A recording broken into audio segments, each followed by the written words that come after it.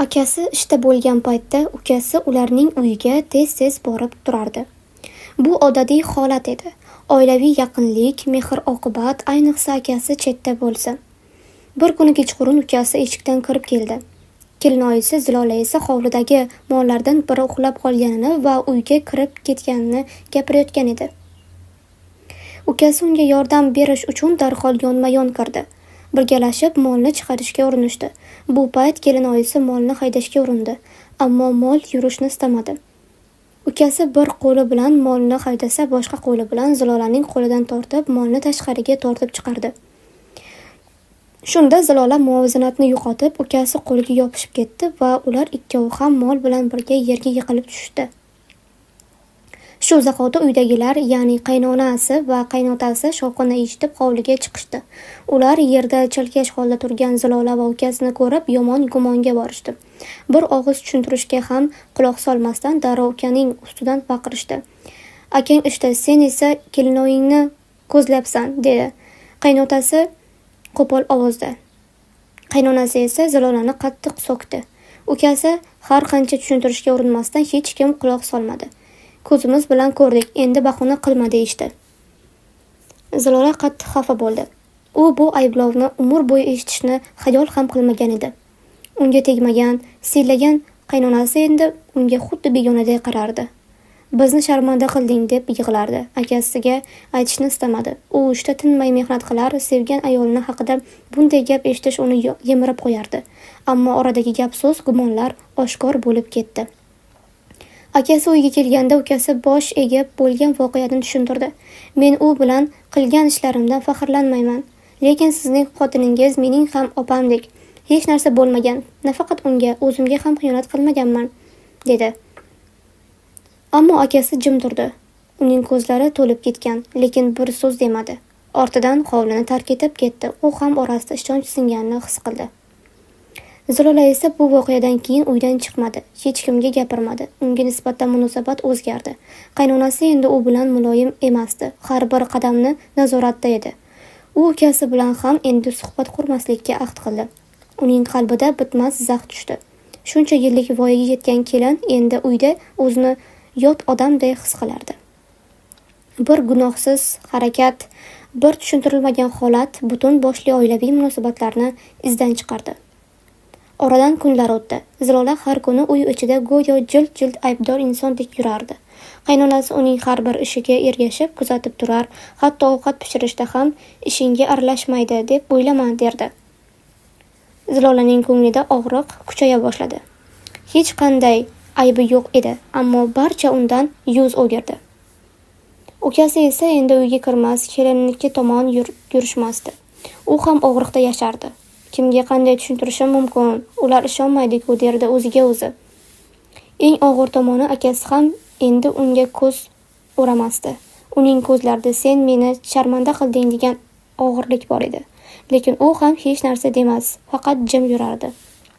Bu jimlik esa barchadan og'ir va qattiq jazo edi. Bir kuni kechasi akasi mehmonxonada o'tirganida Zilola uning oldiga chiqdi.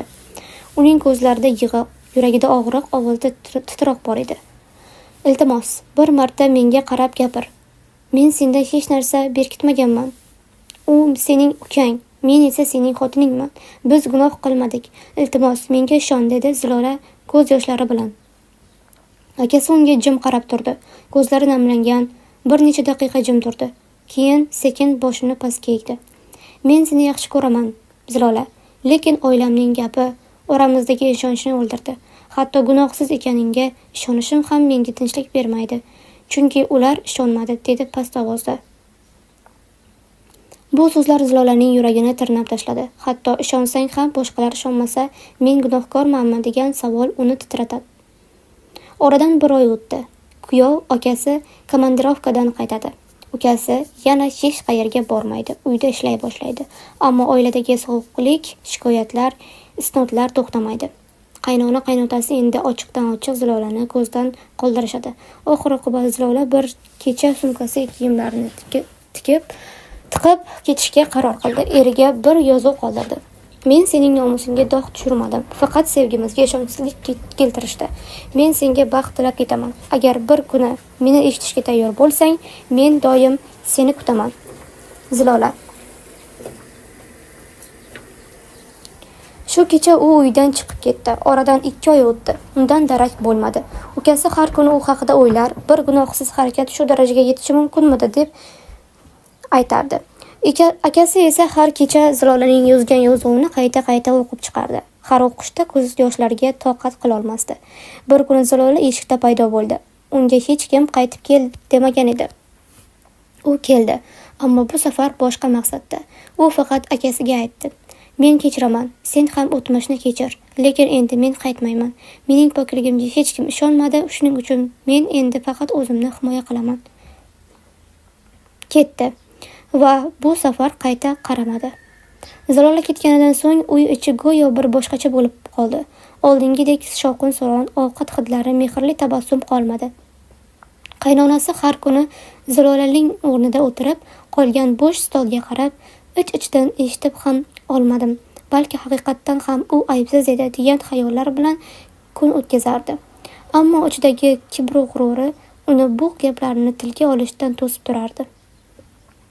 Akasi ham endi ishga borib, ishdan kelganda yuzida hech qanday nur yo'q edi. U go'yo tirik odam emas, yurak murdandek bo'lib qolgandi. U har kecha Zilolaning maktubini o'qir, har bir gapni yuragida qayta og'ritib sezdilardi. Ammo bir kuni u qaror qildi. Telefonni oldi va ukasiga shunday dedi: "Biz noto'g'ri qildik. Sen emas, men. Men xotinimga ishonmadim. Sen u bilan gunoh qilmaganingga ishondim. Lekin shu ishonchni himoya qila olmadim. Endi hech bo'lgan bo'lsa ham borib Ziloladan uzr so'rashim kerak. Agar u kechirsa, hayot qayta boshlanadi. Agar kechirmasa, men o'zimni umr bo'yi kechira olmayman." Ukasi boshini egdi. U ham ko'zlari yig'idan namlangancha: "Aka, men ham uzr so'rayman. Sening xonadoningda soya tushirdim deb o'yladim, ammo bilmasdimki, hayot bir tushunmovchilik bilan bular darajaga kelib qoldi." Ertasi kuni akasi qo'liga gul oldi. Eski manzilga, qaynonasining uyiga bordi. U yerda Zilola vaqtincha yashab turgandi. Eshikni ochgan onasi akasiga qarab turdi-da, hech narsa demay olib kirdi. Onasi hammani ko'rgan, tushungan, ammo qizi og'riqda yashab kelayotganini his qilardi. Zilola yonginadagi xonada edi. U o'zini to'liq ishga bag'ishlagan, bir bolalar bog'chasida ishlay boshlagandi. Uning chehrasi avvalgidek emas.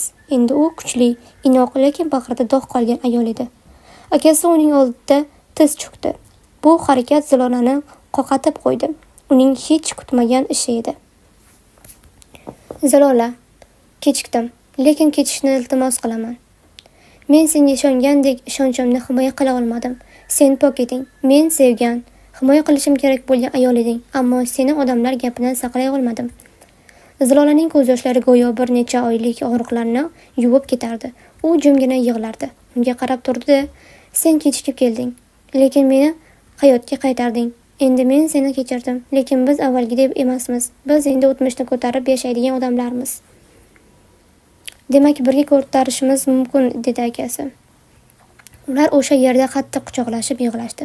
O'tmishda qolgan alam, ishonchsizlik va hatto gaplar bari o'sha ko'z yoshlar bilan yuvilib ketdi. U kun kelib ular hayotlarini qayta boshlashga harakat qilishdi. Lekin endi barcha ishda to'liq ochiqlik va ishonch asos bo'ldi. Ukasi esa bu voqeadan so'ng uylanishni kechiktirdi. U: "Men avval insonlar so'ziga emas, o'zim ko'rganga ishonishni o'rganishim kerak", derdi. Hayotda eng og'ir dard gunohsizlikda ayblanish va eng ulkan baxt kechirilish imkonini topishdir.